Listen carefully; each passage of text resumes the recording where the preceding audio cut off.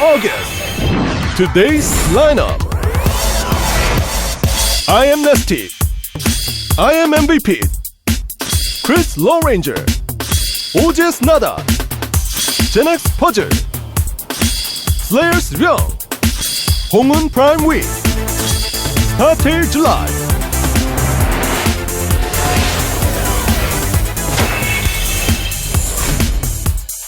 Let's get it started.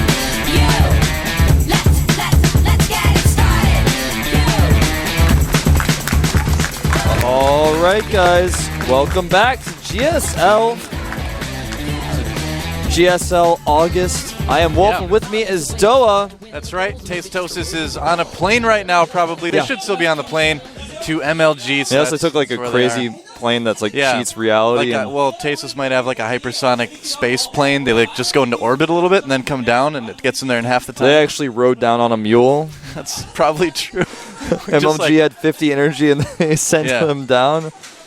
So, yeah, that's why we are filling in for them, of course. Yep, that's right. Now, big thanks to our sponsors at G-Skill and not to mention Pepsi. Also, Ola my Mountain Dew right here. here. We've got a Mountain Dew right there. Oh, look, they covered it with the Twitter. Oh, well, you can see the bottom of it. Yeah, you can see the green there. That's Mountain Dew, of course. Now, of course, follow GomTV at GomTV on Twitter. We're like looking down, like we want to show you guys the Pepsi.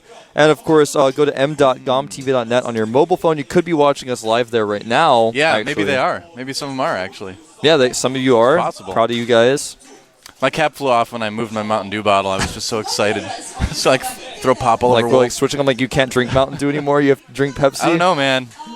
Are you gonna drink my Mountain Dew? Because it's like been in my mouth now. Well, gross, I trust you, man. I know you don't have any weird diseases. It's true. It's not true. that We weird. actually had our medical exams here to get our alien registration card, so we can get like our own StarCraft 2 account and things like that. So yeah, casting the GSL happily, disease free.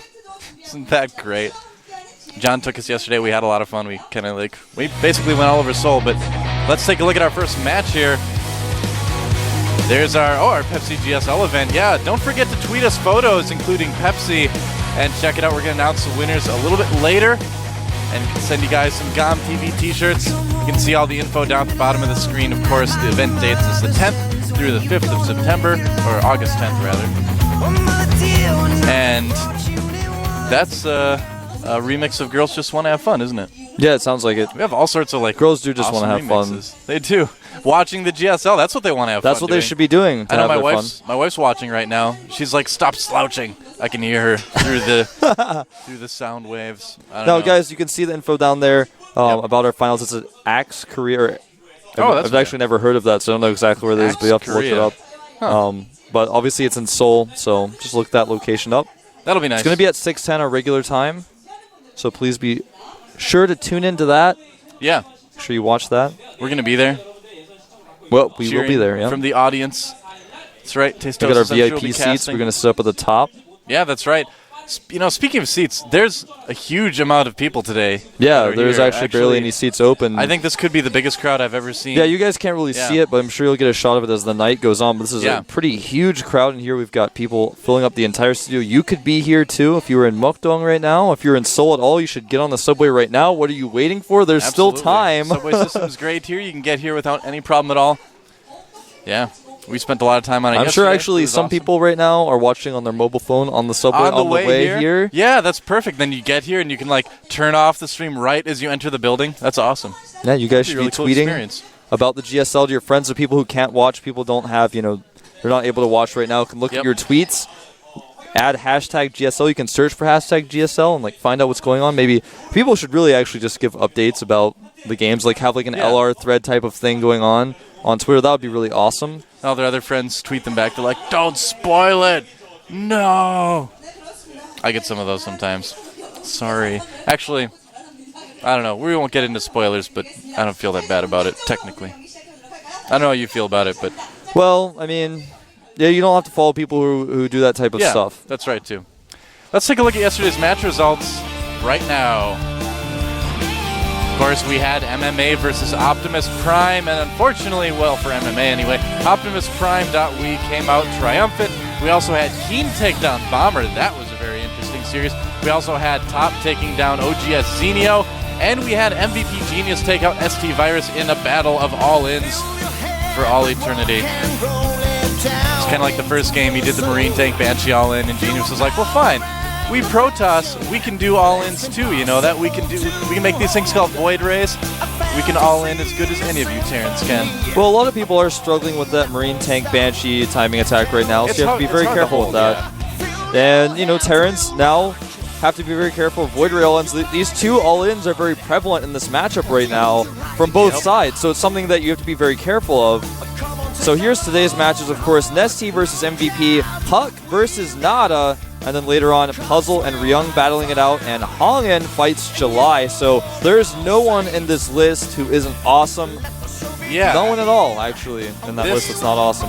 This is actually one of the best days of Code S I've ever seen as far as like match setup goes. We were talking to Mr. Che before the cast, and he was like, best day ever. It's the best day ever. It is the best day ever. You might be right, Mr. Che. If it's your birthday day, happy birthday, firstly. And secondly, aren't you glad it's the best day ever on your birthday? Yeah, that would make it. Actually, that's the only thing that would not make it the best day ever if it wasn't your birthday and this day of Code S at the same time. Yeah. Yeah. It's like also your wife's birthday or something. You have it's your both birthday.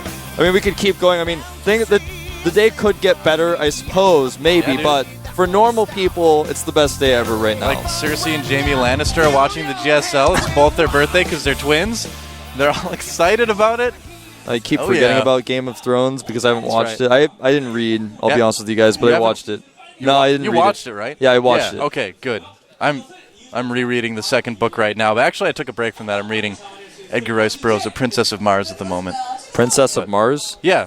They're doing a movie version of it that's coming out next week. Are there actually like alien species that exist, or and is there a princess and things like that? It's like a 100-year-old sci-fi novel. It's actually really good so far. Yeah. Well, that's interesting, yeah. It's a classic, and I've got a feeling that today's matches might end up being classics as well. They just might. Yeah. I mean, we've got, of course, Chris Loranger, however you want to say his last name. I don't know. We saw him earlier. He looks a little bit tired, but he's coming here. He's got to go to MLG after this, by the way. Yeah, but look at this guy. Oh, look at that win rate, man. Wow, that's a lot of W's. That is a lot of W's. Only dropping a game to MMA. That is more W's than you would see someone type if they were saying, what? When they were asking about something that they ended up being surprised about. They like accidentally type an L even though it's on the opposite side of the keyboard. Yeah, so only one loss. That was to MMA in the round of 32 this season. But talk about craziness. That was look at that. Look at the points. Look at that. 12,700. He's ranking first, obviously. Yeah. Now, you know, that doesn't really mean a whole lot when you just look at that number, but when we show some of the other players that are playing tonight, you'll see that their numbers are significantly smaller than 12,700. Well, I mean, look at this guy. He's so suave and cool, too. I mean, we saw Genius's picture yesterday. The girl just had, like, her hand on his head like she was patting him like a puppy dog. This same girl, actually. Her arm. Well, yeah. We same girl that Genius was with. Yeah, man. We can see the difference. It's that aura of success. NesTea is not tame like Genius. No way, man. She hasn't tamed him. He is actually controlling everything here. Look, like, I wonder what book he's reading there. He's actually probably, like, showing her these new builds that he's got up his sleeve. And here's in a magazine. That's his book of builds would be at least that thick, if not more, on that super thin magazine paper. And look at this NesTea.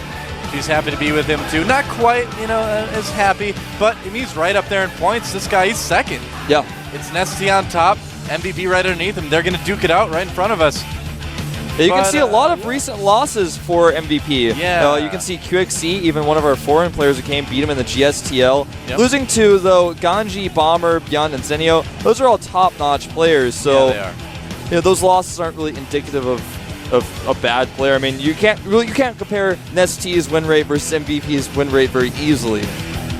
Now, I would have to peg NesTea as the favorite. I mean, he's nobody can stop this guy right now. I mean, yeah, you have to kind of consider him as the favorite, but MVP, could take. I've talked to a lot of people today that think MVP is going to win as well. Jeho here is the esports manager for Blizzard Korea, is here to watch the matches. We didn't have the heart to tell him that he was wrong, but I think he was going to win. I think that NesTea is going to crush. We'll see though, because MVP is going to be one of the best chances. Now, here's a shot of our crowd. Look at how huge the crowd is today. So many foreign fans, but Korean fans as well. Yeah. They're getting excited. They should be. Let's get into the game. MVP versus NesTea here at the GSL round of 16. Holy check. I saw that. There they are. Oh, yeah. All right, so map 1 is going to be Daybreak. Dual Sight and Crossfire, the eliminated maps for these two guys. Interestingly enough, our Terran player MVP eliminating Crossfire. Well, you know, we've talked about it before, or at least I think maybe it was me and Molchap that talked about that. Crossfire actually has a higher win percentage for Zerg than Terran, which is that's a bit true. surprising. Which is extremely surprising, but when you look at the actual matches, you can see that in a lot of cases the Zerg players are just way better than Terran players they played against. Yeah. Now, we're going to get to see our first game on Daybreak, which is a really cool map. I've really enjoyed watching things on it. Yeah. Almost every single map, or game we've seen on this map has been an incredibly long, exciting game. Well, the longest game ever in the GSL was played on Yes, Daybreak very just true. recently, so yeah. We cast that game. We did. in That the was a long GSL. Go check that one out. It was a TVT. Big shock there. Yep. Well, we saw some really short TVTs the other day. Yeah, man. Wow. I mean, like yesterday, too, we saw some pretty short TVTs. Or Ganji versus Teja in Code A. That was a short TVT series. It's like you blink and you miss it. But still worth watching, I would say. It's kind of a funny series. Yeah, it's pretty funny. I definitely recommend watching that one. So, our countdown starting, Doa. Oh boy. I'm so excited about these games today, Wolf. And they're spamming the chat. They're getting ready. The map is loading. I am Wolf. With me is Doa. NesTea versus MVP, two giants of the GSL. Who's going to take game one? Let's find out. Let's find out. Let's find out. In just a second. Or maybe two. Right now.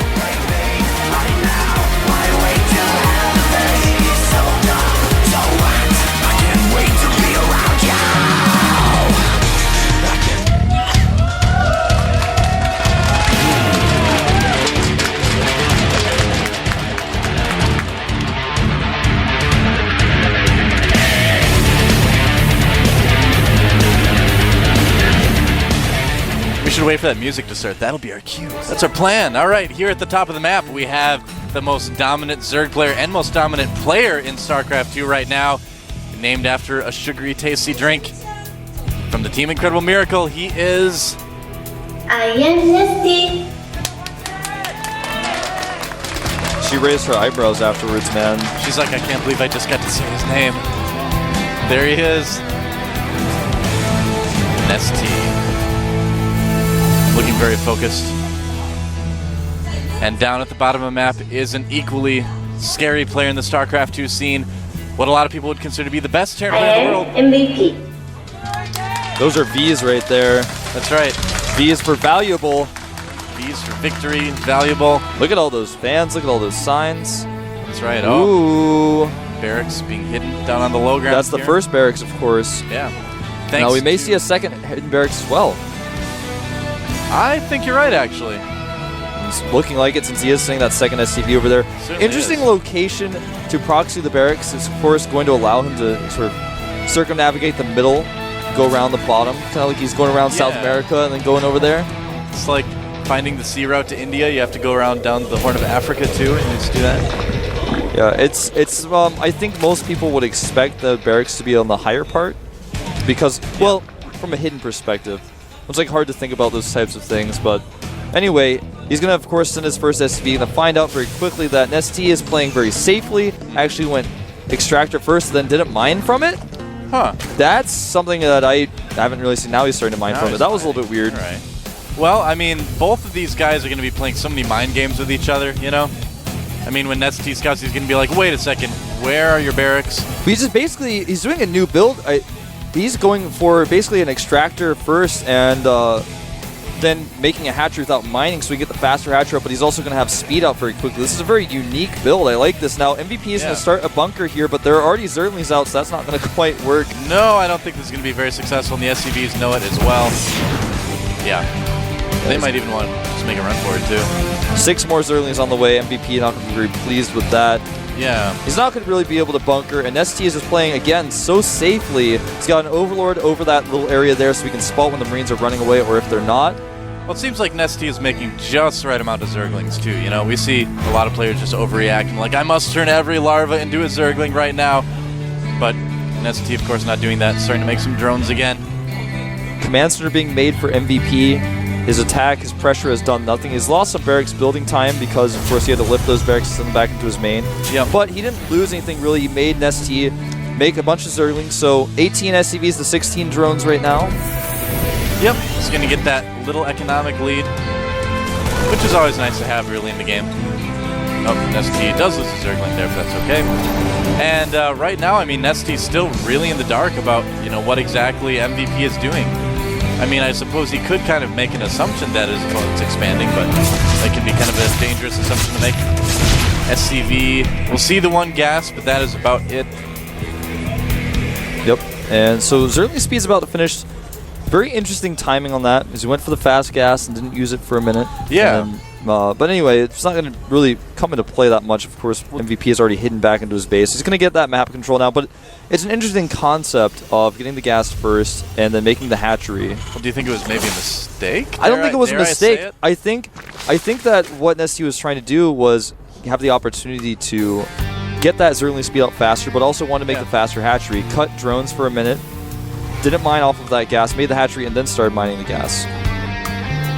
Yeah, that's really interesting, actually. I'd be curious to see if there are any more games out there where people have done that. I don't think I've seen one, but I'm sure there's possibly a few. Really fast third for NesTea. And, every time I say really fast third for a Zerg player, I feel like it's becoming more and more common. It is, because we have these larger maps. Yeah. On a map like Steps of War, for example, you would have never imagined to see a third base like that fast. Things are changing here at the GSL and in StarCraft in general. It's a circle of life, Wolf. Yeah, it is. And it moves us all. That's basically what I told my friends about when I was younger. Well, MVP's making a fast third command surge. I just want to mention that as well. Yeah. So he's going to have three command surges inside his base. Going to give him a lot of mules. He's going to start moving his first down.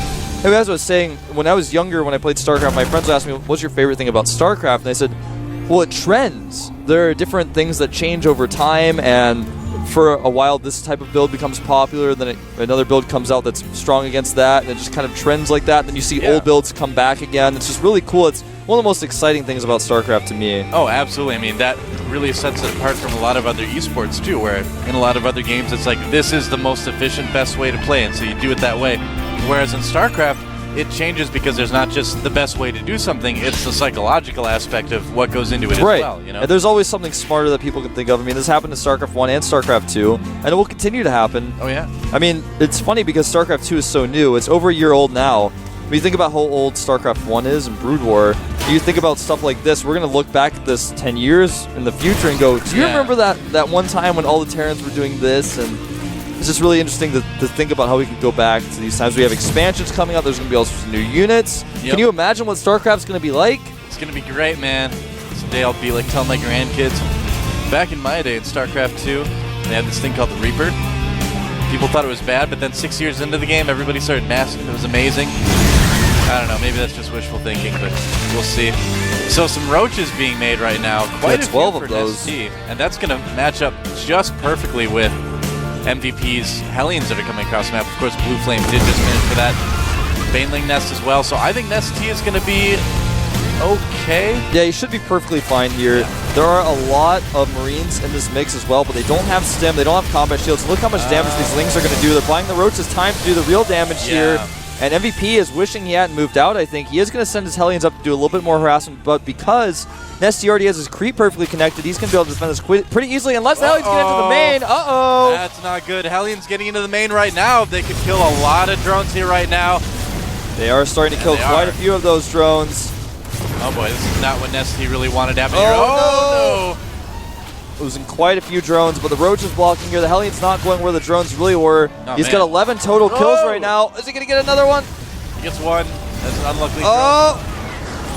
Oh, wow, getting so many more there. 15 workers killed in total. Yeah. Worker count, though, 56 SCVs to 41, or 56 drones to 41 SCVs, excuse me. So he droned up so hard, he still has an army. He's got 14 drones in production right now. Awesome. And because MVP lost a few of his Marines, his attack wasn't very successful. They're pretty much an even footing. In fact, NesTea's actually significantly ahead still. Yeah, in the end, he didn't actually kill as many drones as he really needed to, I guess. I mean, NesTea Sim said he was pretty good. It was kind of making the Hellions look like Speed Racer cars going between the buildings. Exactly. I love Speed Racer, man. Now, this push that comes out here from MVP is a push that you often see after this type of harassment because the Zerg likes to drone up after that. But NesTea still has an army and drones. Yeah. So this push isn't something that's really going to phase him. Now, he has seen this coming as well with his Overlord, but surprisingly is moving a small amount of roaches out here. He needs to pull those back. That's not quite enough. Well, he did pull them back as soon as he saw the army. I mean, the roaches were starting to get a little bit out of position, but I think he'll be okay. Oh, and MVP might just turn around. Nice. I love it when Terran players do that. They just come up and kind of try to scare the Zerg player a little bit, get him to produce some more units, not drones. Try to disrupt the macro a little bit. Yeah, he's just pulling back. He is going to pull back. He needs to take this base. I think he realizes that. The Zerg's been on 3 base for a while. He wasn't really able to punish that. Got to get that 4th base up. Now, interestingly, in most cases, if you're a 3 base Terran against a 3 base Zerg, you feel pretty good. You think, like, pretty comfortable here. But against NesTea, I wouldn't feel comfortable with that, especially given that, he knows that he's got a good amount of roaches out. I would want to take that 4th base before the army gets too scary. I think this is a good decision by MVP. Now, he's moving a small group up to the north side of the map to try to take a fortified position there. I think he wants to stop any 4th base from going up if there is one. Yeah. There isn't, of course, but he's going to try to slowly push forward, protecting the north as he approaches from the west. Yeah, well, I mean, the thing with NesTea is that he's just so good at positioning, too. So he can take a group of units that other Zerg players would have trouble, holding a turn attack with, and make it just crush it. So I think we'll see some of that. A lot of stuff being produced for MVP right now. That is a very long production line. Yeah, it's pretty long. It's like going to reach all the way across the screen. Like, can't even see what's going on in the game. Well, he's going Marine tank, but he's making 2 tanks at once, too, at this point. Right. So he's going to have a ton of stuff. Yeah, he got a very fast 3rd base, and both these players have really been able to do that. Now, NesTea's taking the bottom right base location rather than taking the base to the north because he knows, of course, that MVP would be ready for that. He's taking a base that's far away. Now, interestingly enough, MVP, despite having that fast, even 4th base up, he's made into a planetary. He's still down 30 supply. NesTea has a ton of attacking units. He's getting a bunch of upgrades. He's getting +2 melee attack. He already has +1 Carapace. Oh, and the mutas are out, Wolf. Yeah, the mutas are out. He's started to get some Baneling scattered around the map. I think we're going to try to see some... He's going to try to do some Baneling landmine shenanigans with his mutas pretty soon. I hope so, man. That's one of my favorite things to watch. I love watching the mutas try to bait groups of Marines into Banelings. Works so well in a lot of cases. It'll be interesting to see how MVP, if he falls for it or not. Doing a nice job kind of preventing those mutas from doing any damage there. Yeah, and these mutas might get caught by Marines, and those Banelings weren't burrowed, so that didn't quite work out like it could have. Well, look at that. I mean, I wonder, Burrow's just starting right now. It almost makes me wonder if he didn't have Burrow. I thought he had it much earlier. Oh, SD. What are you doing, man? Got to be very careful about attacking into groups of siege tanks that are well spread. Yeah, well, I mean, the thing is MVP has maybe a few more siege tanks than you would normally have at this point because he's got, he got his 2nd factory relatively early. And yeah, a lot of NesTea's supply is in these roaches that aren't, they're not exactly what you want to have in this situation against Marine tank. Now, this drop over here is going to do a little bit of damage, but maybe, yeah. He's going to make something happen there. Of course, the mutas will clean up the dropship, killing very few units there. Yeah, that drop didn't work too well. Now, NesTea has remained maxed. He's getting an infestation pit right now. Continuing those upgrades, +1 flyer attacks. He's got +2 melee attacks. His burrow, like you said, was a little bit late. I think he may have forgotten that. It's very unusual for him to burrow this late. And he had Baneling scattered around the map. I was like, oh, he's definitely got burrow, but he didn't actually burrow any of them. Yeah, I think you're right. I think he would have liked to have Burrow a lot sooner than this. He's going to have it in a second or two now, at least. Another drop for MMA. Doing, once again, not a lot of damage. NesTea just everywhere. Here comes the big push from MVP. I just said MMA a second ago, but I meant MVP. Here we go. Speedbane's rolling forward here. They hesitate, losing a lot of Banelings, and MVP looking pretty strong here. Yeah, I mean, I feel like NesTea is just kind of like, all right, that's a lot more tanks than I'm used to. I'm not quite sure how to engage something like this, but he's being very hesitant here, and it's allowing MVP to do so much damage to units that he runs forward then retreats with. Yeah, it's resulting in him losing a lot of Banelings that he wouldn't normally need to do. Yeah, and the Roaches have taken a ton of damage as well. Well, the other thing too, I suppose, is he could actually be freeing up supply because he's getting his hive. He's probably want to get a greater spire, get some more infestors out. So that could be it too. We'll just say that's it. How about that? The mutas are going to come over here and do a counterattack. Yeah, it's a good amount of mutas, That's quite a lot of mutas. In fact, that's 20 mutas in that little clump. The Thor and the medevac chasing the mutas. That doesn't make any sense. That doesn't happen every day. I don't know. It's an upgrade. Maybe we'll see in the next expansion. Thors can firewall being attached to medevacs. I say why not, man? They're hanging out the bottom. That'd be pretty risky. Losing a reactor here, though, and a few Marines, but the Thor getting massive damage off on those mutas. Yeah. Both players basically maxed right now. MVP got to 200 almost as fast as NesTea did. And he's going to see these banelings, too. Gotta take those out. Yep. So a lot of this is going to come down to control and things like that. Right now we've seen NesTea possibly be a little bit more sloppy than MVP. Here we go. Tank sieging up here. The Marines run into banelings. What? That was a lot of Marines killed, and now there's just enough mutas to clean this up. Yeah, I mean, we were talking about sloppy. That's the sloppiest thing I've ever seen. That doesn't help at all. Whoa! Time for the mutas to go. Yeah, time to get out of there, but the supply actually remains relatively even. 181 for MVP, but immediately remaxed. Yeah. Well, both is these guys NesTea. are macroing so well. I mean, look, it's basically split map right now. 7 Corruptors on the way. That's part of how NesTea is remaxing here. The Greater Spire's on the way. Yeah. So he's going to start getting those Broodlords out. It's a huge success that he was able to kill that many Marines. Yep. It's actually okay that he's losing some of these units because he needs the supply, you know? Now this Queen wants to transfuse these spines. She was getting a little ahead of herself. Muta's going to catch some tanks at the back. Did he get a tank out of position there? Almost getting 2 tanks. It's a medevac, too. And wasting a lot of mutas here. I suppose you know, it's possible he wants to trade supply, but that was a little bit sloppy. Not really necessary there. Yeah, I don't know. I mean, his base is under siege here by MVP. Could be trying to free up supply like you're saying too, but there's just starting to be a lot going on the map right now. Ton of Zerglings being produced. I wouldn't be surprised at all if he wants to turn those into a lot of Banelings. Maybe even taking kind of a page out of his teammate Lucira's book, getting just a huge amount of Banelings. And some fungals going off here to kill a lot of these Marines. Not, of course, wanting to use any of those Banelings if it's not absolutely necessary. May end up losing this hatchery, but looks like he's not worried about it. A little attack over here. There's just 2 turrets there, and a lot of mutas being lost. NesTea supply plummeting here. Yeah, this is starting to look a little bit rough for NesTea right now. I mean, even this drop is starting to kill off a lot of his Zerglings. 7 Broodlords on the way for NesTea, but he is going to lose that base. Yeah, he's basically down to that base in the middle is the only real full base that he hasn't quite used up yet. It's a small base though, and he's looking rough. I think MVP may be able to just take it here. He's got so many bases up. He's got the top left. He's got the center base. What? Was he just long distance mining from a base that had tons of minerals? Almost looked like he was. Yeah, NesTea really not mining at his 3rd right now either, strangely enough. It's become a very weird game for NesTea. He's got drones just kind of sitting outside of a base that he should be mining at, too. Yeah, NesTea has like no economy right now. Yeah. He's getting basically a 5th of what MVP is getting. These Broodlords are going to do a serious amount of damage as well as these Banelings actually. Yep, Fungal on the Marines, and NesTea still might take this. Professor Broodlord could be very difficult to deal with. That was the engagement that he needed. He needed to win that engagement, and he engaged it so well there. He caught those units. Now, unfortunately for MVP, he doesn't have a very good answer for these units.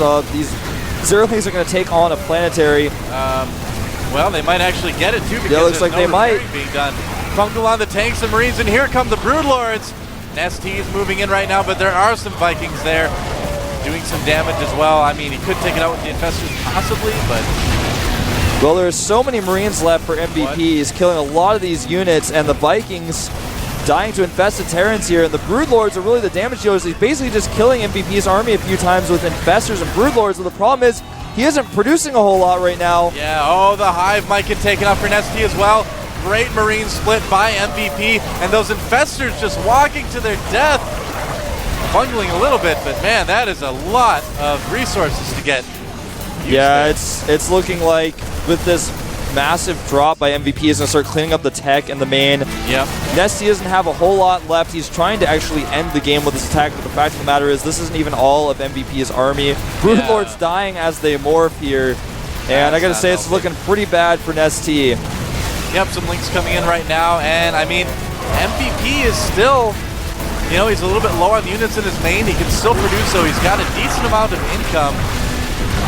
These tanks are shelling away at those infested Terrans before they can hatch. Game right now. This is an extremely bizarre game. Now, the Hive and most of the tech in the main base of NesTea has been cleaned up. Yeah. NesTea is literally mining 240 minerals per minute here. He's long distance mining. He's not mining any regular minerals at all, despite having a regular hatchery up. Yep. Multitasking failing a little bit here as he tries to decide what to do with himself, but I think it's a little bit too late now. And the Greater Spire will go down. It's not going to be so great anymore. It's looking like NesTea is going to be forced to GG pretty soon. The only thing he was able to really achieve out of all of this was kill kill MVP's army at the front of his base, and also that planetary that wasn't even being used. And now he's got basically no mining. Well, these drops are doing so much damage. Yeah, it's just those 2 drops right there have just killed everything that NesTea has. Yep. There goes the other hatchery, and yeah, I mean 46 supply to 143. I think we can call MVP the winner of this game. Yeah, it's looking pretty conclusive at this point, though. Look at all the Vikings that are out there. They're going to start killing Overlords and whatever they want. Yeah, he's got plenty of Vikings just in case there are any more Broodlords, but no more tech for that, so... Yeah, and Infested Terrans versus regular Terrans with medevac support. Usually, we all know how that goes. The original's always better. Original is always better. The Corruptors are sad. They're hiding from the Marines. GG! Wow. So MVP, looking like he had the advantage all game, and I'd say he did. I mean, NesTea kept up with MVP pretty much the whole time, which is weird. It's strange to see a Zerg player trying to keep up with a Terran, but I kind of feel like that's what we saw. Yeah, MVP always had more bases. Yeah, it was... And he denied the center base, and that's when NesTea lost a lot of ground. When he lost that base in the middle that he was trying to get that one up, that was kind of his plan, was to hold the middle and hold that base. But he lost that. He wasn't sure what to do. There were always drops to the north, so he couldn't really take the north base, and MVP just controlled the map and slowly but surely pushed across, made a few bad decisions with his Marines even, but still was able to just out-macro NesTea. Is that possible? Is that what happened here? Well, I think lately some people have been like, I don't know if MVP is the best Terran in the world anymore. Well, it looks like this match he wants to show people that he is, because he played like the best Terran in the world that match. Yeah, he definitely did. Yeah, I mean, when you watch MVP play, just kind of like when you watch NesTea play, these guys are like on another level. They are on another level. Yeah, so... When you can watch like this, you can watch a game in Code A and you can watch this game and you can see a very clear distinction there. Yeah, you can. Well, you can even watch other matches in Code S and see very clear differences between this TVZ and some of the other ones we've seen. Something that's interesting about this match that we just watched was that it was relatively passive for MVP. MVP is usually much more aggressive. He did have that one attack with the Hellions that he was aggressive on, and that attack didn't do that much. And at that stage of the game, NesTea was hugely ahead in supply. He made a lot of roaches, though, and he had to sit on those roaches for a while, and I think that's part of the problem. He sat on those roaches, and he had the roaches in his army, and that kind of made his max supply not as good as it could have been. Yeah, I'd agree. Sitting on a roach doesn't sound like a lot of fun to begin with. They don't look very comfy. Well, the Hydra Roach, if you sit on a roach, if you're the Hydra Roach, which is a new unit that someone named Baller proposed on Team Liquid. The Hydra Roach. That's a roach I would sit on. No, you sit on the roach is the kind of like the horse, and the Hydra sits on the roach. I would sit on the Hydra on top of the roach. Oh, you would sit. Oh, wow, you're actually. I would ride. It's like the front of your hair. It just keeps getting taller. I know. It's like my hair gets taller every cast. It's growing. It's evolving. It's becoming. Though actually, I'm gonna start calling the front of his hair the Eiffel Tower of hair because it just gets taller, man. I don't know. Well, this match is gonna get even bigger, like my hair does every cast, and we're gonna move right into the game right now. NesTea versus MVP here at the GSL with Doe and Wolf.